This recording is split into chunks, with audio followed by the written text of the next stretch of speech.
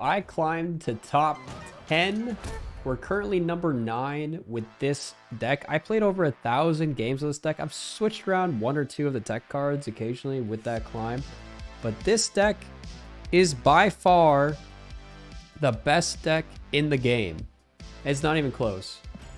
And let me just tell you how to play this deck, because I think if you play this deck before they do any sort of nerfs, or before Mobius comes out, you can climb pretty high with this deck. Pretty much the gameplay pattern of this deck is Quinjet, Collector. I made a video about this already, but I play this a lot more since my last video. I'm playing in Conquest just so that I can play out a few games just to show you guys how to play. Without, again, the same reason I played Conquest for my last video, instead of playing on ladder. They just copied, alright, they're a leader deck. This should make it a little bit easier. Unfortunately, we got Jotunheim. We're tied over here, but we do have Collector. So really what you want is Quinjet, Loki, and Collector.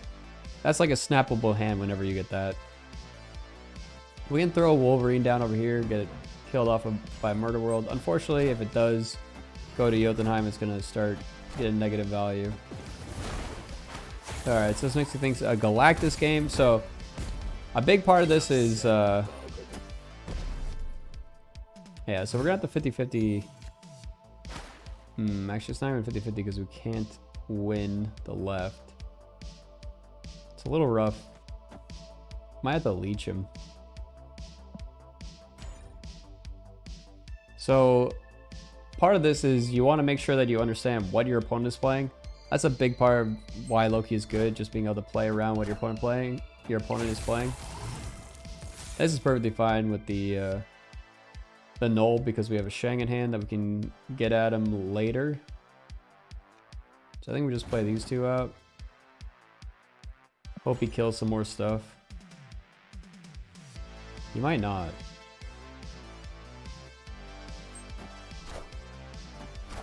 I assume he's killing this over here.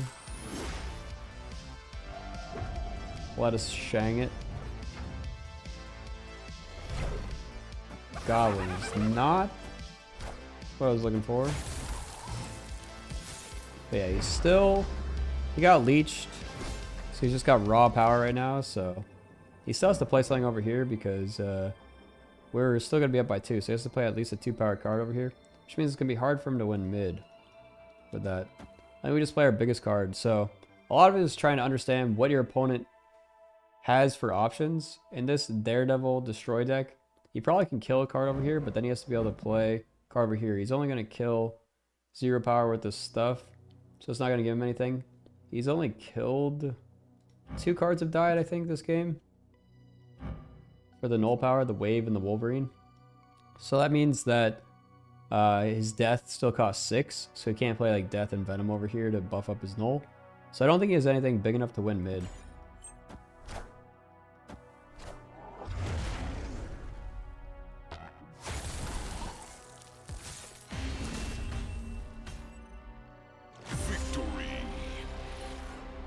Also, I thought we were winning this by more.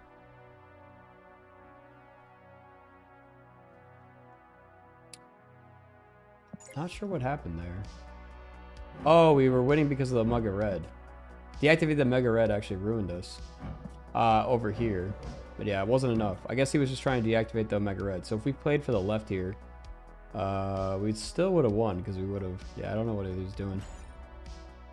But yeah, it's a very straightforward deck. I also want to show you guys just like... I'm just going to explain it because I'm not going to be in the game. But against the mirror, there's going to be different gameplay patterns. Against a lot of different decks, there's different gameplay patterns with this. Like, what do you want to really be doing? So one thing is I generally will hold Snowguard in my hand turn 1 if I have Collector in my hand. But if I don't, I'll play it out because you want to get a turn 3 Loki sometimes against certain decks. Against this deck, it's not as important to turn 3 Loki. But they are a wave deck, so we have to kind of Loki earlier against wave decks to try and dump our hand a little bit earlier, get the extra value. So I think I am going to turn 3 Loki. Turn 3 Loki is actually fine here because we get another Loki. Cloning Vats is actually the most snappable location, I think, with this deck. With Mindscape, it's actually a little bit tricky because you might not want to give them back cards. So I'm actually going to play it over here.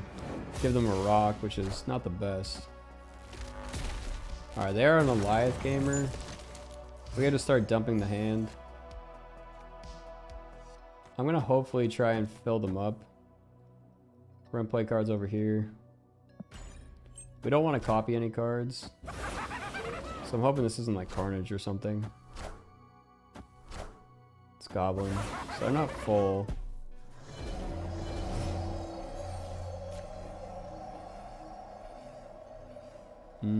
We want to use the Goliath, but we don't want to cloning vets it because it'll come back to our hand. We're swapping hands. We want to just give him the worst stuff possible. If he doesn't kill anything this turn, his death is going to be unplayable. Null is going to be unplayable. So he has to kill some stuff this turn. He might play Carnage mid if he has it. I don't know if he's running Carnage in this deck, honestly. I'm looking at his hand. He has Wolverine, right? Or no, he doesn't. Where did we get the Wolverine from? I thought we got that from Mirage. Maybe it was a random card from last time. Because I don't see it in the deck tracker, so it's not actually part of his deck, so he might not have anything. So we just Goliath whatever he played. I forgot we were Goliathing, so it didn't even matter if he Carnage. That means he can play Death out, but we can't. But yeah, I don't think he can win. Because we didn't give him enough flexibility. So I feel like we can just do... It might actually be better to do this. Yeah, I like this play better. Not sure what this guy is doing.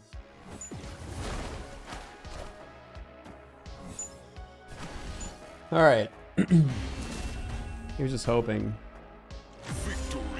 But yeah, this guy is not a good opponent. But, you know, that makes for some free time for me to not have to think too hard about my plays and be able to tell you how to play the gameplay patterns. And if maybe you're still watching this, even though watching this guy just completely get dunked on, you should subscribe to the channel if you're not subscribed. But if you take a look at this, we have a lot of times it comes down to snapping early. So you see something like cloning bats, you should always snap cloning bats. Especially if you have a collector in hand. Collector in hand with cloning bats is actually completely busted because collector, every time a card gets added to your hand, gets buffed, then you can make multiple collectors. So this is just going to keep buffing and buffing. So you just keep playing collector onto this. The only thing is if we play something over here, we won't get to draw anything. So it might be right to just not play Snow Guard out because we want to be able to draw our Loki. Early wave means we could get Galactus here. So we have to watch out for that. Might have to go for a 50-50 on where we think they're going to Galactus. Play our Collector there maybe. Play Loki next turn. I think we might just play Loki.